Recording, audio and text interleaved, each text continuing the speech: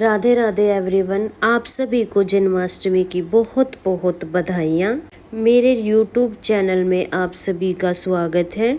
आज की वीडियो में हम जानेंगे कि जन्माष्टमी के दिन सरल तरीके से हम पूजा कैसे कर सकते हैं। अगर आप लड्डू गोपाल जी की सेवा नहीं करते हैं तो आप तस्वीर मूर्ति से जो है जन्माष्टमी के दिन पूजा कैसे कर सकते हैं। तो फ्रेंड्स, सुबह के समय जो पूजा की जाती है वो नॉर्मल सिंपल तरीके से जो है पूजा की जाती है।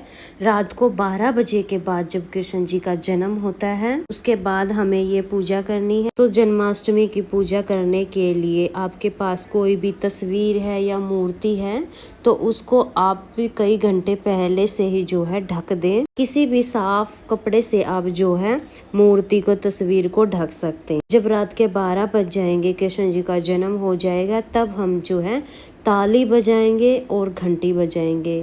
ताली और घंटी बजाकर इस तरह से जो है हम पर्दा हटाएंगे। मंदिरों में भी इसी तरीके से जो है 12 बजे के बाद पर्दा हटाया जाता है। तो आप चाहे तो आप ये जो पूजा है अपने घर के मंदिर में कर सकते हैं या अलग से चौकी लगाकर भी आप ये पूजा कर सकते हैं।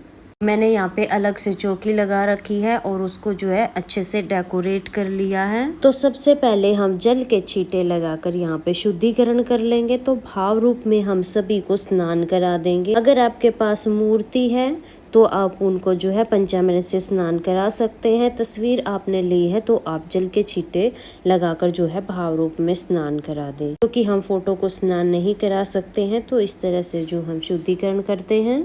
अब हम देसी घी का दीपक जलाएंगे। तो आप चाहे तो आप तिल के तेल का दीपक जला सकते हैं या देसी घी का दीपक जला सकते हैं। इसके बाद हम वस्त्र स्वरूप कलावा समर्पित करेंगे।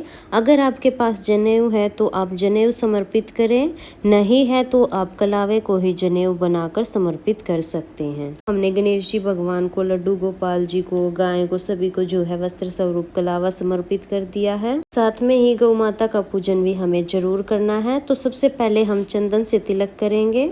इस दिन आप चंदन से तिलक जरूर करें। भगवान श्री कृष्ण को चंदन अति प्रिय है। गणेश जी भगवान को, कृष्ण जी को, गाय को, सभी को हम चंदन से तिलक करेंगे। उसके बाद रोली से तिलक करेंगे। फिर हम रोली पर चावल समर्पित करेंगे। साथ में ही दिए को भी तिलक आप जरूर करें। इसके बाद हम फूल समर्पित करेंगे। तो फूल आप जरूर ले आइएगा।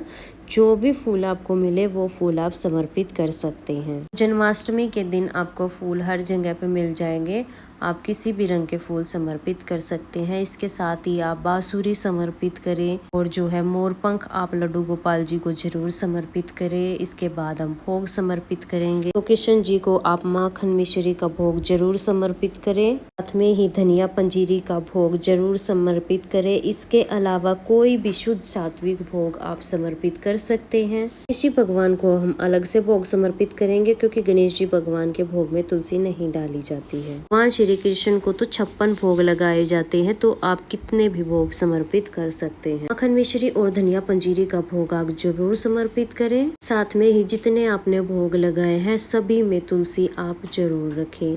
हो सके तो आप खीरे का भोग भी जरूर समर्पित करें। साथ में कई जगह पे जो है चरणामृत का भोग भी लगाया जाता है, वो भी आप जरूर लगाएं। इसके बाद हम जल समर्पित करेंगे, दक्षिणा समर्पित करेंगे। दक्षिणा पूजा में रही कमियों को पूरा करती है तो दक्षिणा आप जरूर समर्पित करें। फिर हम आरती करेंगे। तो बहुत ही प्रेम पूर्वक हम गणेश जी की आरती करेंगे, लड्डू गोपाल जी की आरती करेंगे। साथ में ही आप पूजा करते समय ओम नमो भगवते वासुदेवाय नमः मंत्र का जाप करते रहें। श्री राधे राधे का जाप करते रहें। पूजा करने के बाद हाथ जोड़कर पूजा में रही कमियों के लिए क्षमा याचना करेंगे और अपनी मनोकामना पूर्ण करने के लिए प्रार्थना करेंगे। इस तरह से अगर आपके पास छोटे लड्डू गोपाल जी की मूर्ति है, झूला है, तो आप उनको झूला झुलाएं। अगर लड्डू गोपाल जी की सेवा करते हैं तो फिर तो आप झूला झुलाते हैं। मूर्ति है तो भी आप झूला जरूर झुलाएं। के साथ ही हमें 1 लोटा जल और लेना होता है चंद्रमा को अर्घ देने के लिए। जब हम चंद्रमा को अर्घ देकर व्रत खोलते हैं तो हमें 1 लोटा जल लेना है और उस लोटे में हमें थोड़े से फूल डाल लेने हैं। साथ में ही हमने जो धनिया पंजीरी का प्रसाद चढ़ाया है उसमें से थोड़ी सी धनिया पंजीरी का प्रसाद हम जल में डाल देंगे। साथ ही आप जो चंद्रमा को अर्घ देंगे उस लोटे में थोड़ा सा मीठा भी डाल लें। इस तरह से जो हमारा चंद्रमा को अर्घ देने का जल तैयार हो गया। गया है। साथ में ही आप चाहे तो आपने जो दिया जलाया है उससे भी आप आरती कर सकते हैं, या फिर अलग से आप कपूर जलाकर भी आरती कर सकते हैं। फ्रेंड्स, तुलसी जो है आप दिन में ही टाइम से तोड़ के रख ले, रात के समय आप तुलसी ना तोड़ें। इस तरह से हमारी जन्माष्टमी की पूजा पूर्ण हो जाएगी। पूजा करने के बाद जब हम चंद्रमा को अर्घ देकर आएंगे, और चंद्रमा को अर्घ देकर आने के बाद हमें व्रत खोलना होता है। व्रत खोलने के लिए सबसे पहले हमने जो धनिया पंजीरी का प्रसाद चढ़ाया था उसमें थोड़ा सा प्रसाद हमें खाना है, फिर उसके बाद हमें कुछ और खाना है। कई जगह पर जो है चरणाव्रत भी बनाया जाता है, जिसमें जो है गाय का दूध, दही, घी, शहद, शक्कर 5 चीज़ों को मिक्स करके, साथ में ही गंगाजल, 5-6 चीज़ों को मिक्स करके जो है चरणाव्रत बनाया जाता है। सबसे पहले वो ग्रहण करना होता है, साथ में धनिया पंजीरी का प्रसाद ग्रहण करना होता है, उसके बाद ही खाना खाना होता है।